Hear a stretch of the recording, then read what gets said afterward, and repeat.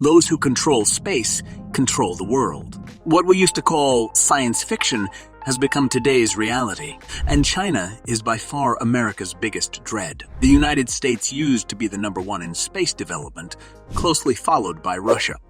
But nowadays, a lot of other countries are in the race to develop new capabilities in space. It seeks to match, if not already surpass, America's primacy in outer space. In this video, we take a good look at what China's space developments can do for the global shift of powers on Earth. Controlling space has become just as critical as dominating land, sea, and air. Space technology empowers governments aspiring to lead globally across all domains. Losing primacy in space poses a significant risk, potentially leading to setbacks in both physical and economic battles on Earth.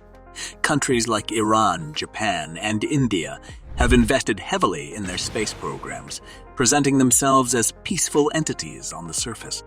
However, the United States strongly condemns Iran's missile and space launches, particularly those involving long-range ballistic missiles capable of carrying nuclear warheads. In response, the United States has imposed sanctions on Iran's civilian space agency and 2 research organizations, alleging their complicity in advancing Tehran's ballistic missile program. Despite these measures, Iran maintains that its space program serves purely peaceful purposes and remains committed to its space-related advancements. And then there's the sleeping giant, China. As China's economy began to grow rapidly in the early 1990s, the country devised a plan for exploring space, which it has been implementing steadily and cautiously.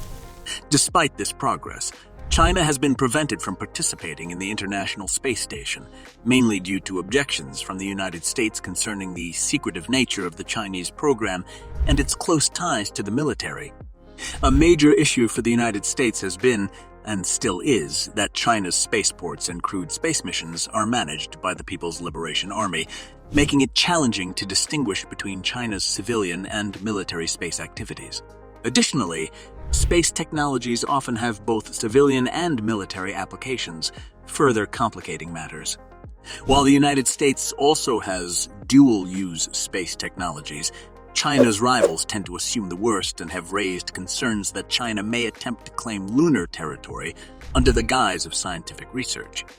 China has confirmed its plans to build and operate a space station, viewing it as a means to enhance its technologies and gain experience at all levels. This perspective alarms the United States and its allies, who see space not only as a realm for peaceful exploration, but also as a potential arena for future conflict. However, China maintains that its space program is part of a broader effort to pursue more ambitious missions and foster cooperation with Russia, European countries, and the United Nations Office for Outer Space Affairs. While China promotes the peaceful development of space based on equality and mutual respect, many remember that China launched a ballistic missile to destroy an inactive weather satellite in January 2007, creating a debris field that continues to pose a threat to other satellites today. China has laid out a plan to rival the United States Artemis program in a race to the moon, catching the attention of NASA, while NASA seeks increased funding to ensure the United States achieves the first lunar landing. Doubts linger about China's financial capacity for the endeavor.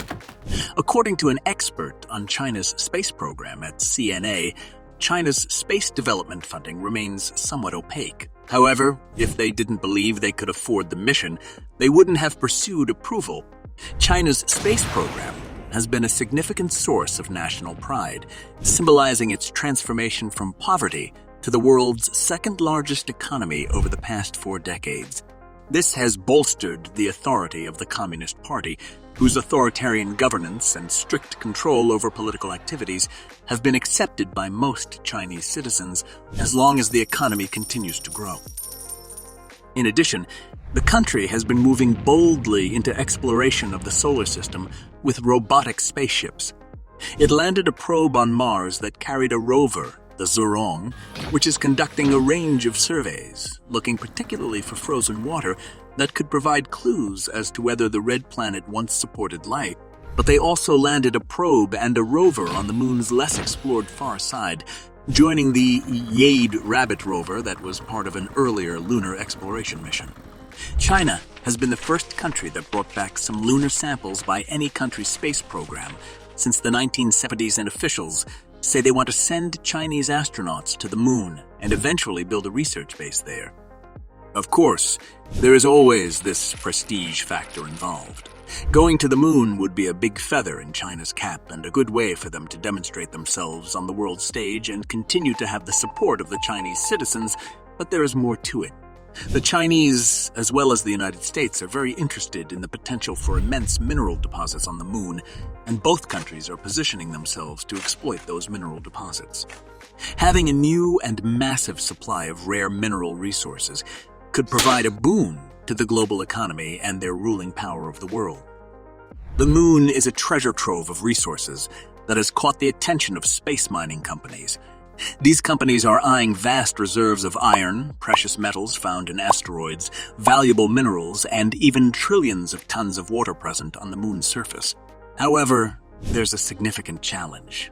The cost of bringing these resources back to Earth often outweighs their potential value. Despite this hurdle, there's an intriguing exception: helium-3. This gas, rare on Earth but abundant on the moon, holds immense potential as a fuel for nuclear fusion plants. Just a small amount of helium-3, when combined with deuterium, can produce enough energy to sustain a country like China or the United States for an entire year. Moreover, while most metals must be extracted from asteroids, these celestial bodies could have been the primary source of platinum on Earth throughout history, potentially valuing in the hundreds of billions of dollars. In essence, the moon represents an untapped reservoir of valuable resources, waiting to be explored and utilized for the benefit of humanity. In conclusion, even though China is very much on full track with her space program, the United States claims that their Artemis program is still a number of years ahead of China's lunar timeline. The United States has already launched its heavy-lift SLS rocket, begun testing its Starship lunar lander, and commenced construction on a lunar gateway.